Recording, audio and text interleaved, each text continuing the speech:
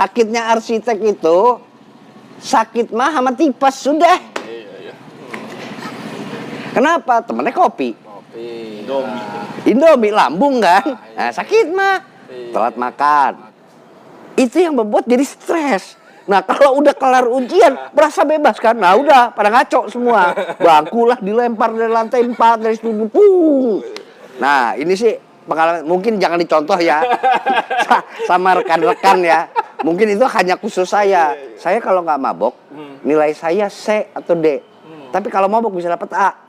Bismillahirrahmanirrahim. Assalamualaikum warahmatullahi wabarakatuh. Waalaikumsalam warahmatullahi wabarakatuh. Alhamdulillahirrahmanirrahim. Allahumma sholli ala Sayyidina Muhammad wa ala ali Sayyidina Muhammad.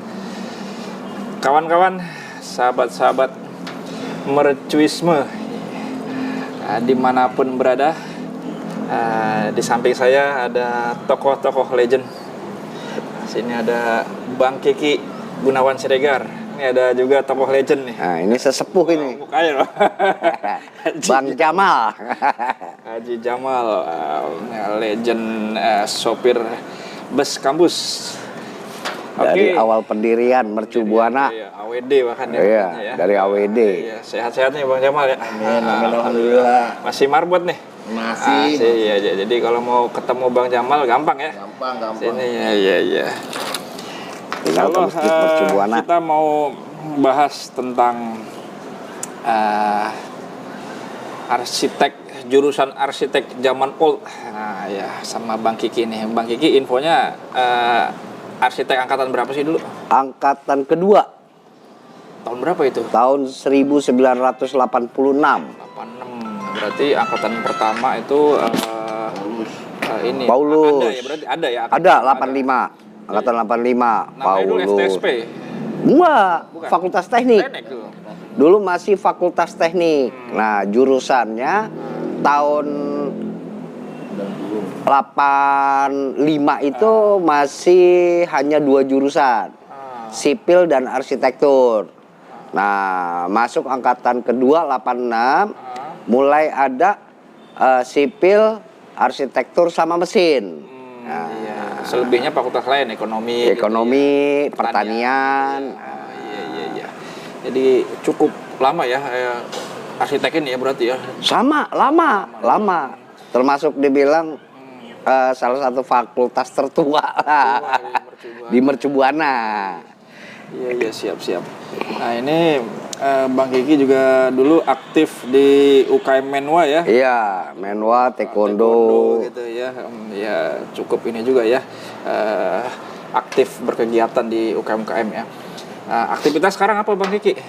Saya bekerja di kontraktor. Saat ini kita lagi nanganin proyek di Kalimantan pedalaman. Membuat infrastruktur jalan. Kalimantan mana? IKN atau? Bukan, yang IKN insya Allah tahun depan baru kita jalan. Ini Kalimantan Timur, kabupatennya Kutai Timur. Kabupaten Kutai Timur. Jauh sekali. Ya, kecamatan kita pegang 2 kecamatan Muara Bengkal dan Muara Ancalo. Iya. Di aktivitas sekarang nih ya, bolak-balik Kalimantan sekarang, berarti ya. Bang Kiki ya. Selanjutnya profil beliau juga dosen pernah? Enggak, belum. Ya. Jadi emang praktisi ya. Mahasiswanya takut katanya. Iya. Ya, yang serem-serem ngeri-ngeri nanti dulu deh. Skip. Kita mau bahas ini Bang Kiki tentang arsitek zaman old ya. Pasti kan teman-teman yang nonton ini banyak anak-anak arsitek juga kan, 2000-an ke atas lah ya. Pengen tahu itu zaman arsitek dulu seperti apa sih gitu ya. Nah ini yang pertama, ini kan stigma orang berpikir arsitek itu jurusan yang paling sulit gitu ya. Ada yang bilang seperti itu, bikin stres, bikin emosi, sering begadang gitu ya. Ya intinya menguras mental dan fisik gitu ya. Terus ada lagi yang bilang karirnya tuh baru akan terkenal pada usia 40 tahunan karena memang tingkat kesulitan tadi kali ya. Jadi menurut Bang Kiki apa bener ya stigma itu? Jadi ada benernya juga banyak salahnya. Dalam artian ya semua tergantung kita mencikapinya. Contoh, kalau dibilang paling berat ya enggak juga paling berat. Kalau kita mencintai suatu ilmu, maka karena kita suka, berat itu kan menjadi ringan. Nah, kalau memang begadang ya memang sudah seharusnya. Kenapa? Karena pada saat kita sebagai praktisi profesional, pasti kita akan dikejar target. Jadi sampai sekarang pun saya kadang-kadang 3 hari nggak tidur. Tekanan itu pasti ada. Tekanan, contoh, memang waktu arsitek, waktu zaman kami dulu, itu memang bisa dibilang cukup berat. Kenapa? SKS paling tinggi itu 2. SKS paling tinggi 2. Dan beban SKS kita untuk S1 itu masih 166 SKS. Bukan 144. Paling tinggi itu ya? Paling tinggi SKS-nya 2. Satu mata kuliah. Itu paling tinggi. Bayangin kalau kita dapat 20 SKS berarti 10 mata kuliah. Dalam 10 mata kuliah itu rata-rata semua gambar. Yang harus dikumpulkan dalam waktu 1 hari. Dan nah itulah bedanya kalau sekarang kan udah sekarang kan ada yang 3, ada yang 4 ya. Terus kalau sekarang kan udah ada AutoCAD, computerized. Kalau salah bisa kita rubah. Kalau dulu kan enggak, kita gambar manual, pakai mesin gambar di kertas. Terus apa? Dosen kan enak nyoretnya, nggak pakai pensil, jadi nggak bisa dihapus, pakai bolpen atau spidol. Tapi di dunia profesional memang kita akan menghadapi hal itu terhadap klien. Klien itu kan kita nggak bisa pilih-pilih. Karakternya pasti berbeda-beda. Jadi itu untuk melatih mental sebetulnya. Tadi Abang bilang sebenarnya nggak juga salah ya. Nggak juga salah. Dan nggak juga benar. Berarti kalau sulit itu bisa jadi memang background dia yang dari SMA mungkin. Iya. Bukan STM atau SMK menggambar gitu. Nah, salah background itu. Enggak juga. Kalau dia taruhlah dia dari SMA. Iya kan. Tapi kalau dia punya jiwa seni. Nah, kalau nggak punya jiwa seni. Nah, artinya dia salah ambil jurusan. Itu dia. Itu maksudnya. Nah, itu.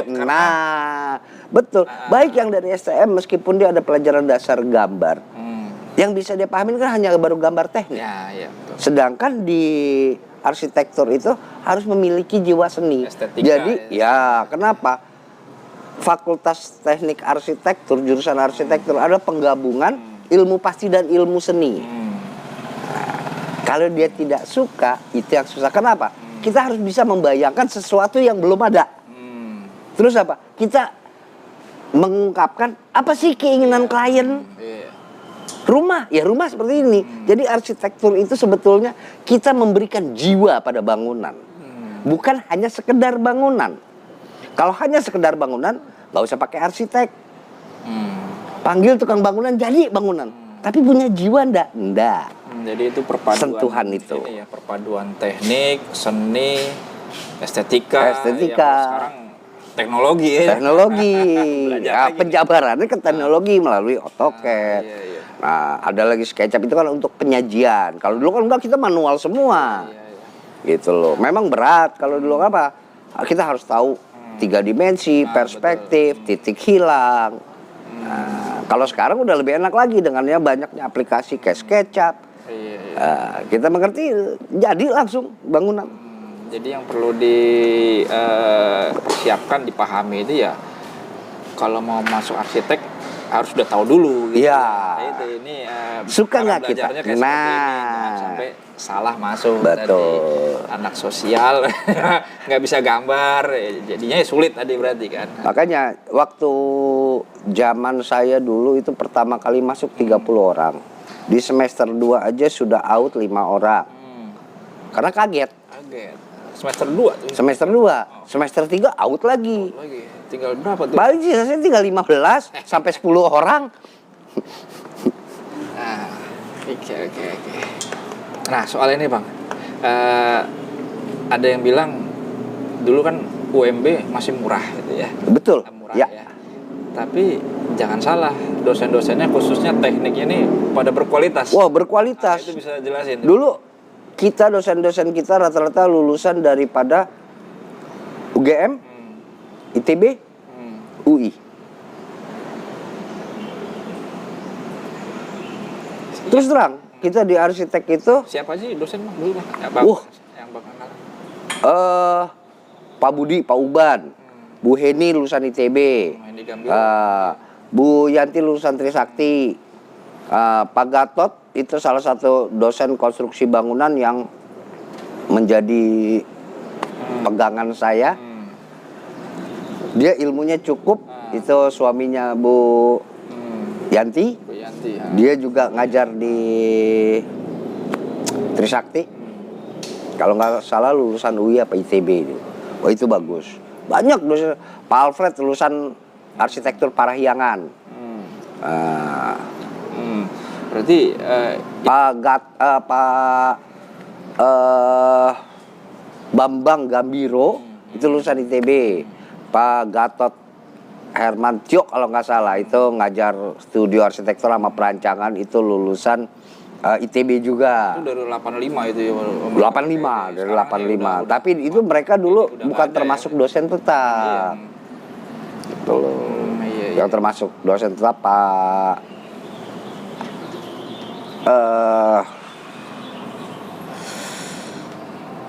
Bu Yanti, terus Bu Primi macam ya, Bu Primi lulusan UI.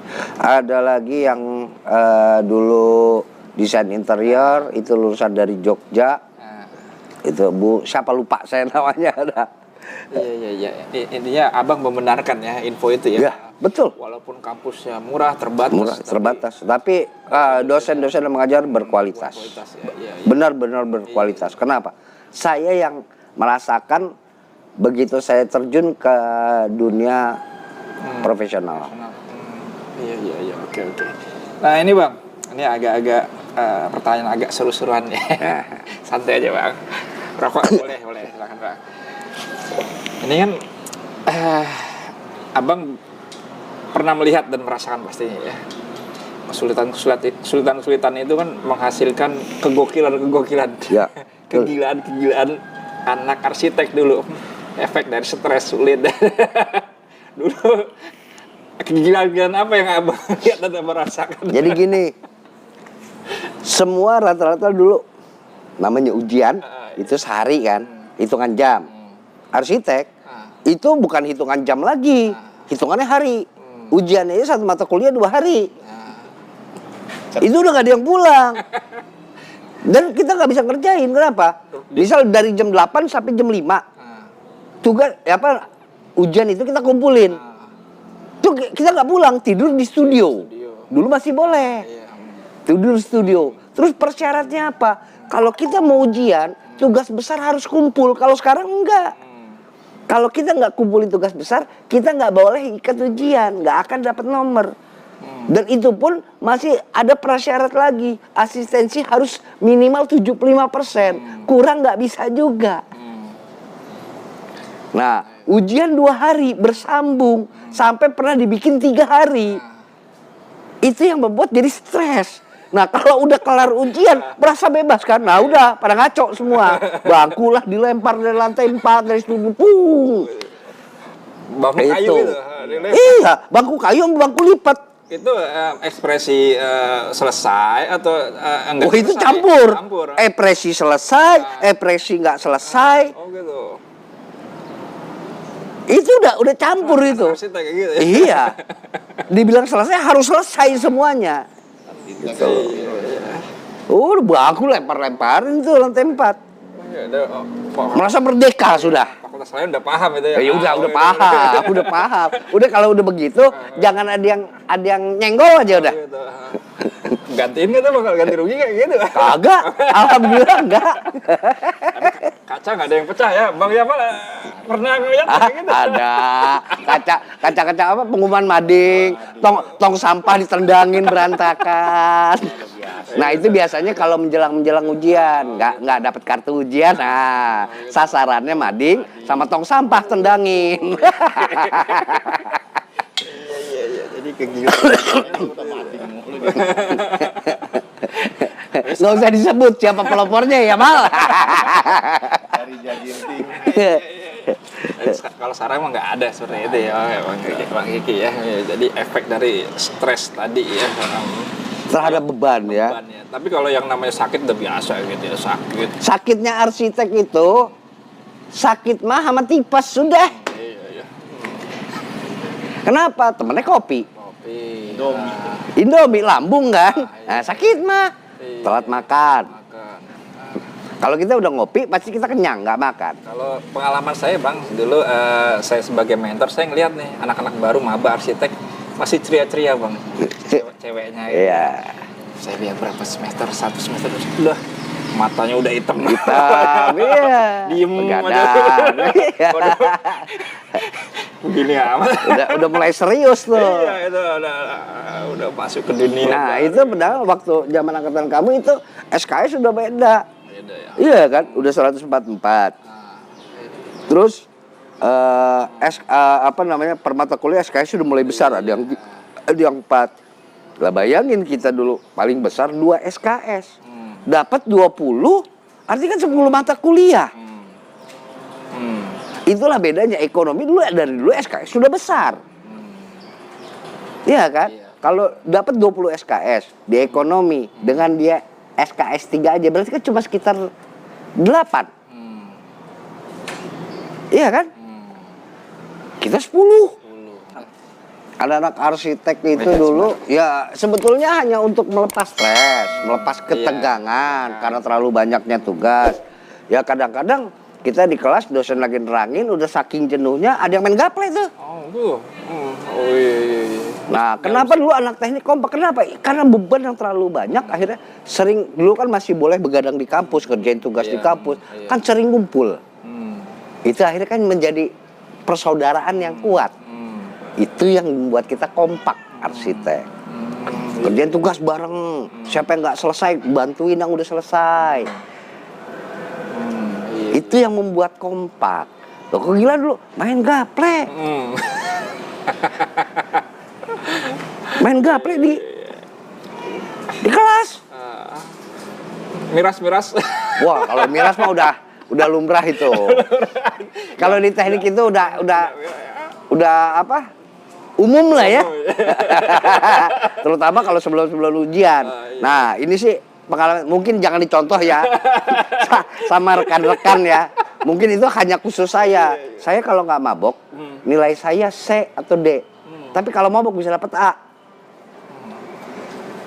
Bahkan saya sampai lupa kalau itu saya sudah pernah dapat A, akhirnya saya ngulang lagi. Sampai dosen yang nanya, kamu dapat nilai apa?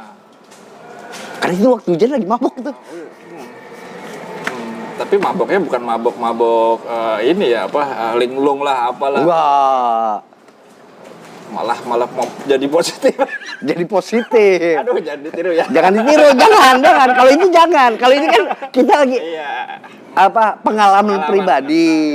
Iya. Ya karena saya background juga dari STM, saya pernah banget tahu sendiri. Oh iya itu baru terkait dengan background sebelumnya. Kenapa dulu mahasiswa percobaannya teknik khususnya tuh ya banyak dari STM ya. Nah, dulu kenapa? Karena hanya mercubuana yang bisa menerima lulusan dari STM untuk masuk perguruan tinggi.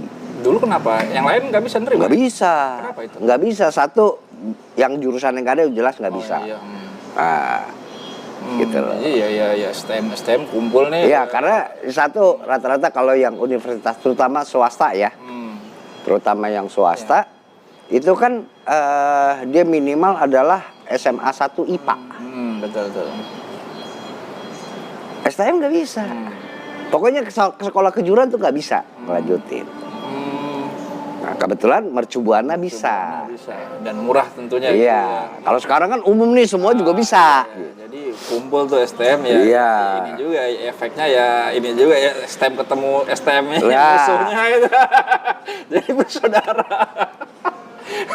Nah, satu lagi Bang, ini kenapa banyak orang-orang dari luar Jawa Bang perantau Mercubuana. dulu?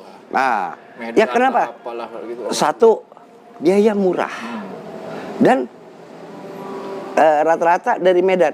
Kan Pak Prabowo dulu masih pegang namanya Pak Prabowo. Pak Prabowo kan pernah jadi guru di Medan. Gitu. Nah, jadi banyak yang orang, terutama apa? Murah. Karena dulu bukan hitungnya SKS, paket. Satu semester cuma 300.000. Iya. 85. Uang pangkal cuma 600.000. Itu masih bisa dicicil itu juga ya. Masih bisa dicicil. Aduh. Iya. Itu. Makanya angkatan kedua itu melonjak gitu, Mercubuana. Meskipun status masih terdaftar. Kenapa banyak yang incar? Karena lihat siapa sih pemilih. Nah, pada saat itu kan masih dekat dengan penguasa saat itu. Tapi memang kita alami. Dari saya masuk status terdaftar. Setahun kuliah langsung diakui. Dari diakui, disamakan. Hitungannya cuma berapa bulan. Jadi hanya formalitas tuh diakui. Jadi privilege tadi ya, iya. Tadi, dekat dengan penguasa ya. Jadi dulu pernah ini ada. Jadi Mercubuana status apa? Disamakan. Oh, ya bener disamakan. Iya, disamakan sama teh botol sama Coca-Cola terdaftar. Ya, kalau Coca-Cola terdaftar di Kemenkes. Kita kan juga terdaftar. Jadi disamakan. Cuma disamakannya bukan sama Universitas Negeri. Sama Coca-Cola sama teh botol. Aduh, iya. Ini itu ya Bang ya. Dan dulu kita emang dosen-dosen itu memberi nilai berat. Iya. Nah, itu dia dosen Nilai killer, berat. dosen killer. Oh iya. Dan memang nilai dulu berat, nggak kayak sekarang. Dapat AA itu gampang sekali. Bahkan dulu kita pernah matematika itu nilai minus. Saya nggak ngerti cara penilaian nilai minus. Sedangkan kalau salah semua kan 0. Nah ini minus, berarti kan kita ngutang. Iya. Sampai segitunya ya. Sampai minus. Tapi sempat ini nggak ketemu yang killer-killer gitu? Oh, banyak. Maksudnya Kalau bisa dibilang dulu killer semua. Iya, yang ini kan mahasiswanya killer juga deh. Sempet. Enggak. Karena apa? Gitu. Kita hormatin. Kenapa? Kita bisa dibilang ya mahasiswanya killer juga. Nah, iya. Tapi apa? Oh iya, kalau untuk masalah nilai, artinya kan itu kewenangan dia. Kita sportif. Iya kan? Tapi kalau kita ikut ujian terus nilai kita dijelekin, iya kan? Nah itu bisa terjadi killernya. Ini terus terang, dulu Fakultas Teknik Arsitektur, dulu nggak ada yang berani protes. Kita jadwal ujian jam 8. Sampai jam 10 dosen penguji itu UAS belum datang. Sedangkan kita sudah punya rencana, itu ujian terakhir, kita mau jalan-jalan, refreshing. Jam 10 dosen belum datang. Jam 11 dosen belum datang. Soal pun belum ada. Kalau soal udah ada bisa kita langsung ujian kan. Tapi soal pun belum dimasukin. Kita protes. Protesnya nggak kenaikan, langsung ke rektor. Satu kelas tanda tangan, itu di arsitek terjadi. Tanda tangan semua, minta ujian dibatalkan dan ganti waktunya. Dan disetujui sama rektor. Kenapa alasan kita? Kita ngikutin. Udah taat. Mahasiswa telat nggak boleh masuk, kita ikutin aturan. Kita masih menghargai dosen telat, masih boleh ngajar, masih kita. Sekarang ini ujian.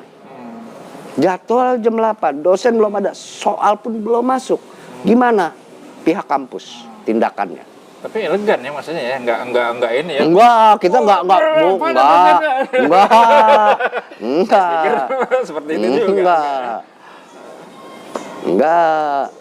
Karena apa dulu dosennya enggak masuk? Enggak ngerti saya. Enggak ngerti.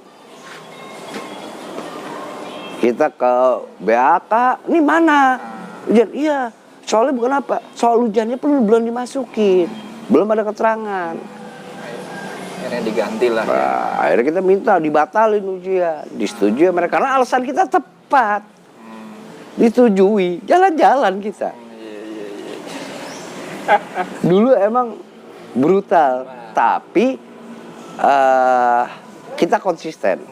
Kalau kita salah, Kita akuin kita salah. Jadi kalau dihukum ya udah pasrah. Pernah ada kuliah apa saya lupa. Oh, matematika. Itu kita tinggalin gara-gara kita mau jalan-jalan ke Anyer. Satu kelas. Kita tinggalin. Dosen datang. Gara-gara telat 5 menit. Itu sengaja juga itu. Biarin biar pembelajaran.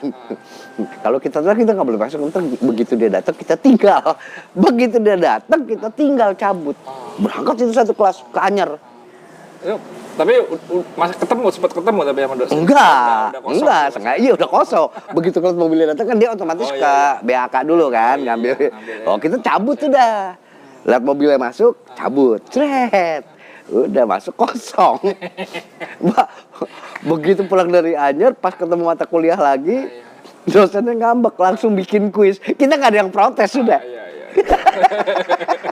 Tapi itu balas dendam juga. Iya. Udah kita nggak protes. Oh iya. Sadar gitu loh. Siap.